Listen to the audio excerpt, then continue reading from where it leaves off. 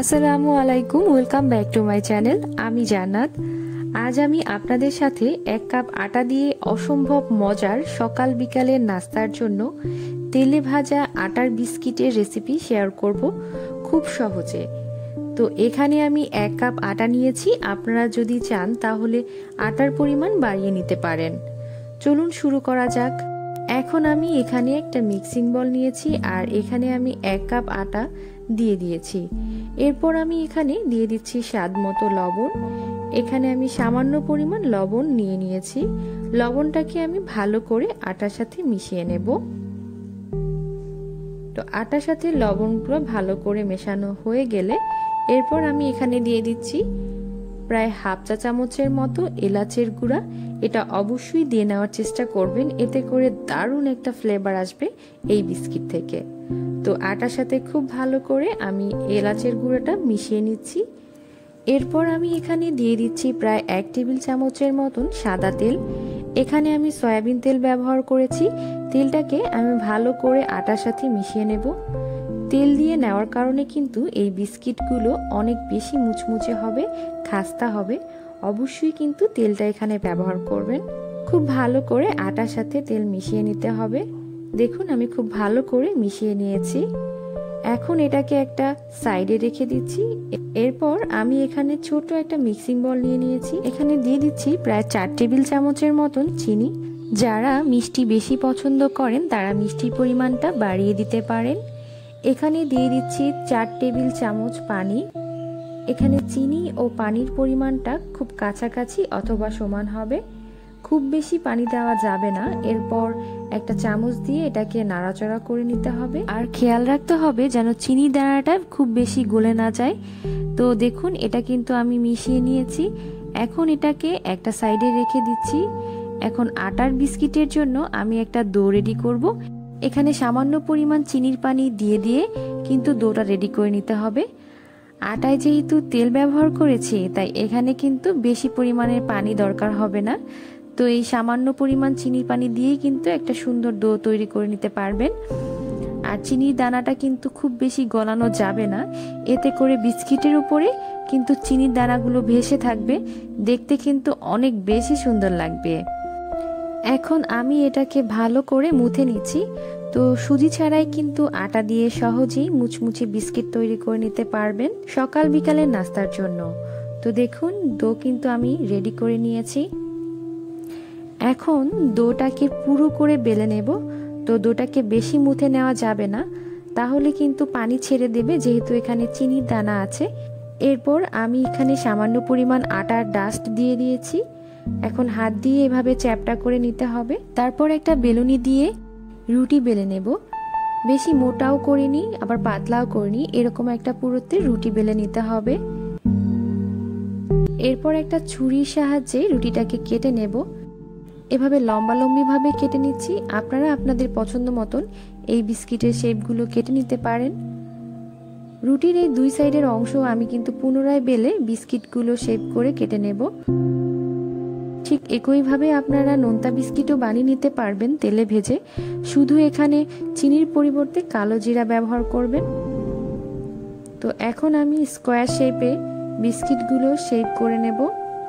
Round শেপেও কেটে নিতে পারবেন, আপনারা আপনাদের পছন্দ মতন কেটে নেবেন। তো দেখুন ঠিক এভাবে আমি সবগুলো কেটে নিয়েছি।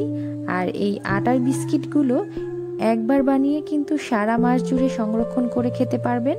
এগুলোকে তেলে ভেজে একটু ঠান্ডা করে একটা এয়ারটাইট বক্সে রেখে সংরক্ষণ করতে পারবেন মাসের পর মাস। এখন একটা টুথপিক দিয়ে এর গায়ে দাগ কেটে নিচ্ছি। বিস্কিটের গায়ে কিন্তু খুব ভালো করে দাগ কেটে নিতে হবে, একটু ডাবিয়ে ডাবিয়ে কেটে নিতে হবে, তা না হলে কিন্তু ভাজার সময় ডিজাইনটা বোঝা যাবে না। চাইলে কিন্তু আপনারা ছুরি দিয়েও এই কাজটা করতে পারেন। সবগুলোকে আমি এভাবে স্কয়ার করে কেটে টুথপিক দিয়ে অথবা ছুরি দিয়ে দাগ কেটে নিচ্ছি। তো এভাবে আমি সবগুলো করে নিয়েছি। তো এখন এগুলোকে আমি ভাজার জন্য চুলাতে চলে যাচ্ছি। তো চুলাতে একটা ফ্রাই প্যান বসিয়ে দিয়েছি আর দিয়ে দিচ্ছি পরিমাণ মতো তেল। এখানে আমি সয়াবিন তেল ব্যবহার করছি। তো তেলটা একটু গরম হলে একে একে বিস্কিটগুলো এর ভেতরে দিয়ে দিচ্ছি। এই বিস্কিটগুলো ভাজার সময় খেয়াল রাখতে হবে যাতে তেলটা বেশি গরম না হয়ে যায়। আপনারা দেখতে পাচ্ছেন যে আমি কিন্তু তেলটাকে হালকা গরম করে নিয়েছি। আমার আঙ্গুল কিন্তু তেলের উপরে পড়ছে, তাও কিন্তু আমার গরম লাগছে না, মানে এতটাই ঠান্ডা একটা তেলের ভেতরে আমি বিস্কিটগুলো ছেড়েছি। এতে করে কিন্তু বিস্কিটগুলো অনেক বেশি মুচমুচে হবে। তো চেষ্টা করবেন এরকম হালকা গরম অবস্থাতেই বিস্কিটগুলো তেলের ভেতরে ছেড়ে দিয়ে ভেজে নিতে। আর এ পর্যায়ে কিন্তু চুলার আঁচটা মিডিয়াম টু লোতে থাকবে। তো মিডিয়াম টু লো আছে কিন্তু বিস্কিটগুলোকে হালকা বাদামি কালার করে ভেজে নিতে হবে। তো একটু উল্টিয়ে পাল্টিয়ে দিয়ে বিস্কিটগুলোকে ভেজে নিতে হবে যাতে করে বিস্কিটের নিচে লেগে না যায়। তো যেহেতু এটা চিনি দিয়ে আমরা ডোটা রেডি করেছি, তাই এটা কিন্তু খুব সহজেই নিচে লেগে যাওয়ার সম্ভাবনা থাকতে পারে, তাই চেষ্টা করবেন যে উল্টিয়ে পাল্টিয়ে বিস্কিটগুলোকে ভেজে নিতে। তো আমার বিস্কিটগুলোর এক সাইড হয়ে গিয়েছে, তো আমি সাইড চেঞ্জ করে বিস্কিটগুলোকে ভেজে নিচ্ছি।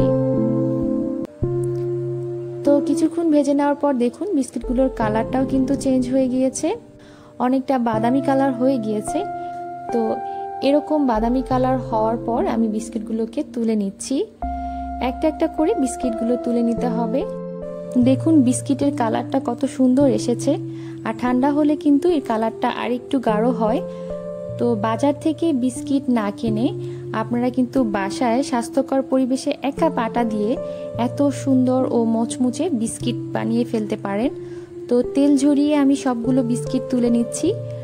এই বিস্কিটগুলো আপনারা সংরক্ষণ করে খেতে পারেন, সেক্ষেত্রে বিস্কিটগুলোকে একটু ঠান্ডা করে কোনো একটা এয়ারটাইট বক্সে রেখে দিতে পারেন মাসের পর মাস। দেখলেন তো কত সহজে চুলায় আটার বিস্কিট তৈরি করা যায়। এভাবে কিন্তু আপনারা খুব সহজে ঝামেলা ছাড়াই তৈরি করে নিতে পারবেন সকাল বিকালের চায়ের নাস্তার জন্য। একটা সার্ভিং ডিশে বিস্কিটগুলো তুলে নিয়েছি, আর এই বিস্কিটগুলো খেতে কিন্তু অসম্ভব মজা হয়েছে, শেয়ার করছি। দেখলেন তো কত সহজে এই মুচমুচে বিস্কিট তৈরি করা যায়। আশা করছি আমার আজকের বিস্কিটের রেসিপি আপনাদের ভালো লেগেছে। ভালো লাগলে একটা লাইক দেবেন। আজকের মতো এখানেই বিদায় নিচ্ছি। যেতে যেতে ছোট্ট একটা রিকোয়েস্ট করব, যারা এখনও আমার চ্যানেলটি সাবস্ক্রাইব করেননি প্লিজ সাবস্ক্রাইব মাই চ্যানেল। সবাই ভালো থাকবেন, আমার জন্য দোয়া করবেন। আল্লাহ হাফিজ।